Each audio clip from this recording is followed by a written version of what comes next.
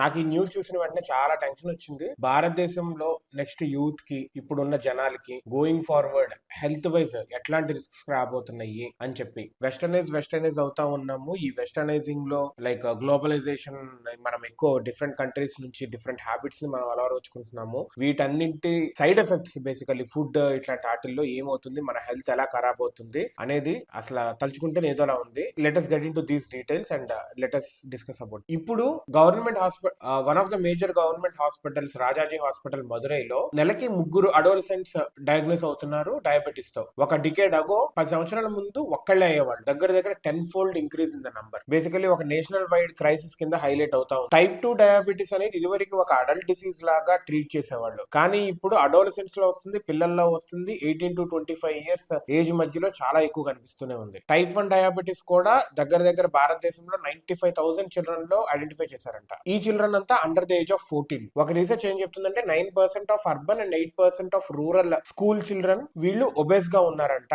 వీళ్ళల్లో 1 among 5 లో pre diabetic symptoms కనిపిస్తున్నాయంట. ఎక్కువగా వీళ్ళల్లో high BP, cholesterol, fatty liver ఇలా కనిపిస్తున్నాయి. కానీ హెల్తీ వెయిట్ అంటే ఒబేస్ గా కాకుండా, అండర్ వెయిట్ కాకుండా హెల్తీ వెయిట్ ఉన్న చిల్డ్రన్ లో మాత్రం ఇట్లాంటి ఏం కనిపించట్లేదు. They are good. ఒబేస్ గా ఉన్న వాళ్ళలో ఎక్కువగా కనిపిస్తున్నాయి అని చెప్తున్నారు. అయితే డాక్టర్స్ అండ్ ఎక్స్పర్ట్స్ ఏం చెప్తున్నారంటే, మీరు గమనిస్తూ ఉండండి, ఎక్సెసివ్ వెయిట్ గెయిన్ కానీ, dark velvet skin patches on the neck లేదా ఆర్మ్ పిట్స్ లో కానీ, డార్క్ వెల్వెట్ స్కిన్ ప్యాచెస్ ఇలా ఏమన్నా కనిపించినా కానీ, పర్సిస్టెంట్ ఎక్కువ టైర్డ్నెస్ గా కానీ, లేదంటే ఎక్కువ ఓవర్ థర్స్ట్ గా ఉన్నా కానీ, ఇలాంటి సిమ్టమ్స్ ఏమన్నా ఉంటే గమనించండి. ఎందుకంటే డయాబెటీస్ మొదట్లో చాలా కామ్ గా లైక్ చాప కింద నీరు లాగే పాకుతూ ఉంటుంది. సో దట్ ఎర్లీ ఏజెస్ లో గమనించి టెస్ట్ చేస్తే we can reverse pre diabetes అంటున్నారు.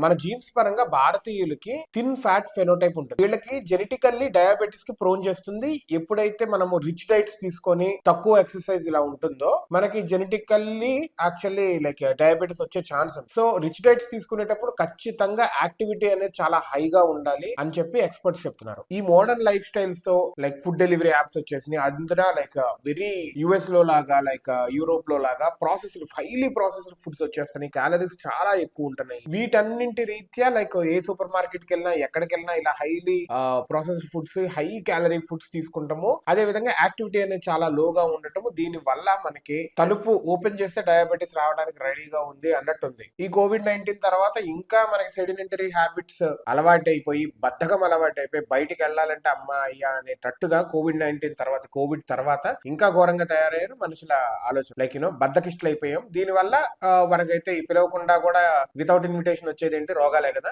Diabetes first one among them. అయితే ఎక్స్పర్ట్స్ ఏం చెప్తున్నారంటే, ప్రీ డయాబెటీస్ అనేది రివర్సబుల్. కానీ మీరు చేయాల్సింది ఏంటంటే, మన daily habit 45 minutes of exercise, high fibre rich foods, millets ఇలాంటివి తీసుకోండి అని చెప్తున్నారు. ఇది అనేది ఒక రోగము లేకపోతే ఒక యూత్ కి వచ్చేస్తుందనే కాదు, కానీ మన ఫ్యూచర్ ఆఫ్ అవర్ నేషన్ కూడా దీని మీద డిపెండ్ అయి ఉంది. అందుకే బీ కేర్ఫుల్.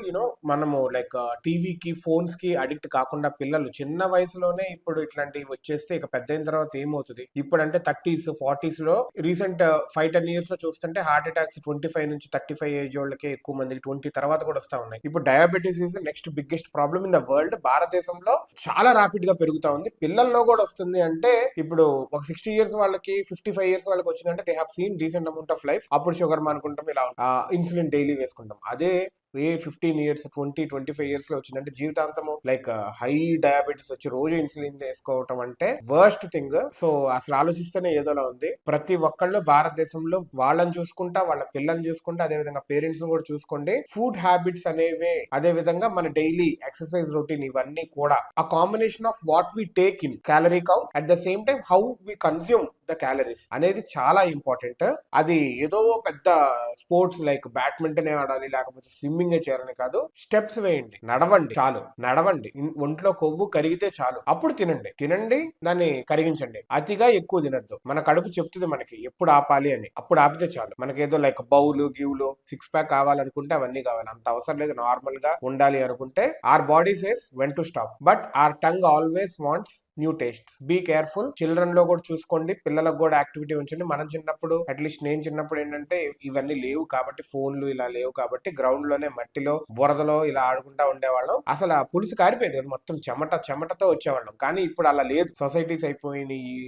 లైక్ స్పోర్ట్స్ పంపించాలని కొంతమంది, కొన్ని స్పోర్ట్స్, కొంతమంది డాన్స్ అని ఇట్లాగా అక్కడైనా కానీ అవుతున్నాయి. బట్ ఇండోర్ స్పోర్ట్స్ ఎక్కువైపోతున్నాయి. ఫోన్లు, టీవీలు ఇవన్నీ ఎక్కువ అవడంతో కన్సంప్షన్ ఆఫ్ క్యాలరీస్ లేవు పిల్లల్లో. అదే విధంగా సన్ లైట్ ఒకటి బాగా తగ్గిపోతుంది. సన్ లైట్ లో ఎక్కువ ఆడించట్లేదు. డి విటమిన్ తక్కువ ఉంటుంది. క్యాప్సిల్ డిపెండెన్స్ అయిపోతుంది. ఇప్పుడు మనము సన్ లైట్ లేకపోతే డి విటమిన్ టాబ్లెట్స్ వేసుకుంటాం 6000 అది. ఇప్పుడు మనము డి విటమిన్ టాబ్లెట్స్ వేసుకుంటున్నాం. పిల్లల్లో ఏంటంటే ఎండలో ఆడించకపోవడంతో ట్యాన్ అయిపోతారు, అది ఇది ఎక్కువ అని చెప్పి అసలు బయటకి అంటూ పంపించట్లేదు చాలా మంది పిల్లలు. మోస్ట్ ఆఫ్ ద పర్సెంటేజ్ కింద పడతారు, దెబ్బలు తగలాలి, అప్పుడే కదా స్ట్రాంగ్ అవుతాయి బోన్స్. ఇవన్నీ వాట్ ఐ ఫీల్, అట్లీస్ట్ కింద పడాలి, ఇవన్నీ కూడా ఉండాలి. కానీ అలా కాకుండా టైల్స్ మీద మొత్తం పెరిగితే పెద్ద తర్వాత చిన్న దెబ్బకు కూడా ఎక్కువ రియాక్ట్ అవుతా ఉంటారు. సో ఫస్ట్ ఆఫ్ ఆల్ పిల్లల్లో డయాబెటీస్ పెరుగుతుంది. This is an important alarm. Be careful and take necessary steps.